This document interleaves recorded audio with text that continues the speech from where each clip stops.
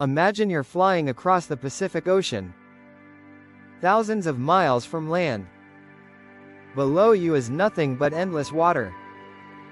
Ahead of you is a tiny island, barely more than a speck in the Pacific. Your fuel is running low. You're searching for a runway you can't see. And then, your radio transmission goes silent. The aircraft disappears. No confirmed crash site. No bodies. No final explanation. This is what happened to Amelia Earhart on July 2, 1937. But here's where the mystery gets fascinating. Over the decades, investigators have proposed everything from a simple navigational disaster to a desperate survival story, to one of the most controversial theories in aviation history. So today, we're separating the evidence from the legend and examining the biggest theories about what really happened to Amelia Earhart. And by the end, one theory may seem far more plausible than the others. By 1937, Amelia Earhart wasn't just a pilot. She was a global celebrity. She had already become the first woman to fly solo across the Atlantic. She had broken aviation records.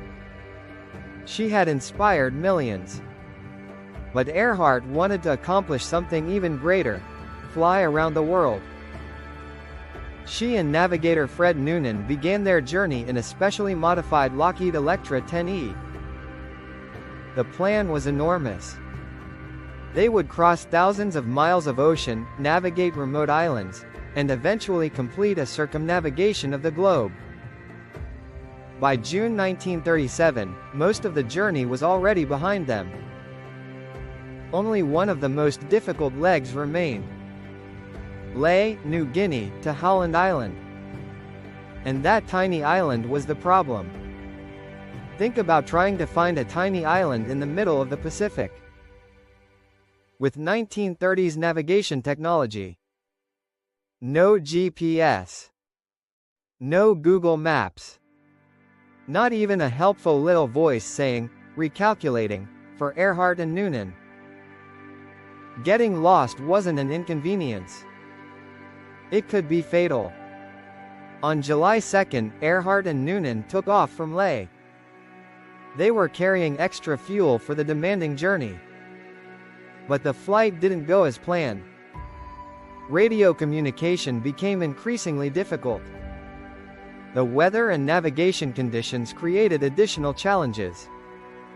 And when Earhart approached the area around Howland Island, she couldn't find it. The Coast Guard cutter Itasca was waiting nearby to help guide her. But communication between the aircraft and the ship wasn't working as effectively as hoped. Earhart's transmissions became increasingly urgent. Then came the final known communications. After that, silence.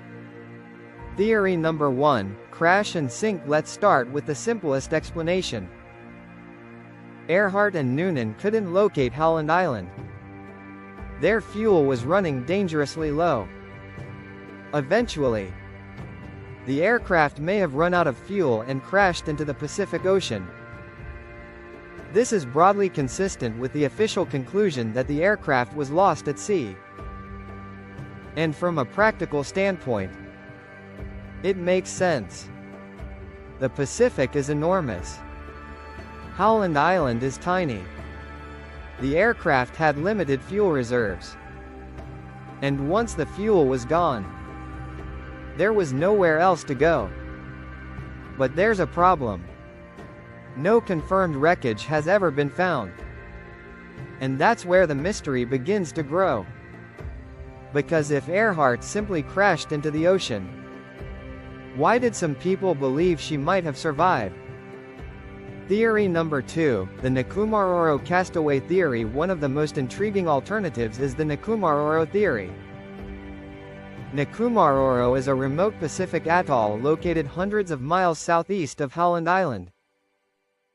Supporters of this theory believe Earhart and Noonan may have missed Howland, but continued flying toward another island.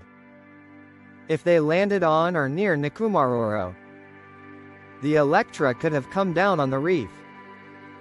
Earhart and Noonan may then have survived temporarily as castaways.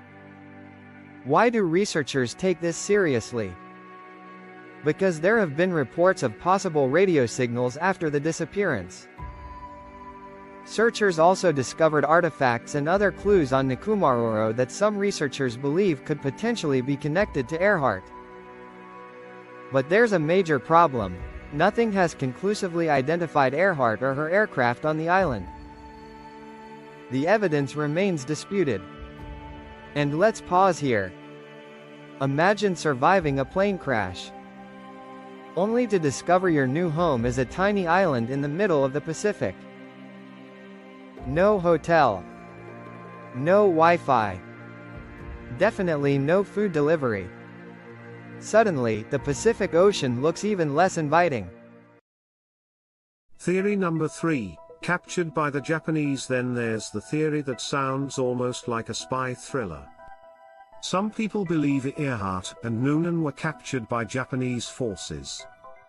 According to variations of this theory, they may have landed somewhere in the Japanese-controlled Marshall Islands and been taken prisoner.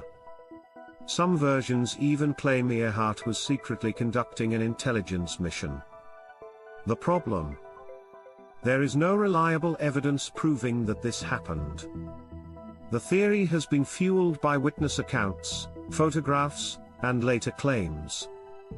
But historians have found serious problems with many of these pieces of evidence. Still, the idea became incredibly popular. And that leads to an important lesson: a compelling story isn't necessarily a proven story. Theory number 4, the secret spy mission. A more extreme version of the Japanese capture theory claims Earhart was secretly working for the US government. According to this idea, her flight was actually an intelligence mission. She supposedly flew over Japanese-controlled territory, was captured, and eventually returned to the United States under another identity. It sounds fascinating. It also lacks convincing historical evidence. No authenticated government records have established that Earhart was secretly conducting such a mission. So while the theory makes for an incredible movie plot, evidence matters more than entertainment. But here's the real mystery. When we strip away the spy stories, the legends, and the speculation, we're left with a surprisingly simple question: where did the airplane actually go? More than 8 decades later, no theory has been conclusively proven. The crash and sink theory remains the most straightforward explanation. Earhart couldn't locate Howland Island. Her fuel was running low, and the aircraft disappeared over one of the most remote regions on Earth. The Nikumaroro theory remains one of the most serious alternative hypotheses because researchers have identified clues they believe could point toward a landing and survival scenario. But those clues remain inconclusive. And the Japanese capture theories remain highly controversial, with insufficient reliable evidence to establish them as fact. The truth is, we don't know. And that's precisely why the mystery survives. Think about this: humanity has mapped the surface of Mars. Yet we still haven't found one missing aircraft from 1937. Sometimes, the hardest mysteries aren't in space. They're right here on Earth. Amelia Earhart's disappearance isn't powerful because we have a perfect mystery. It's powerful because we don't. Every theory represents an attempt to fill the silence with an answer. But history demands something more difficult: the ability to say, "We don't know yet." Earhart spent her life pushing beyond the boundaries of what people thought was possible. And even though her final flight ended in mystery, her ambition didn't disappear. Her legacy continues to inspire generations of pilots, explorers, and dreamers. Perhaps that's the most important part of her story. Not where she disappeared, but how far she dared to go. But Amelia Earhart wasn't the only explorer to disappear into one of the most unforgiving places on Earth.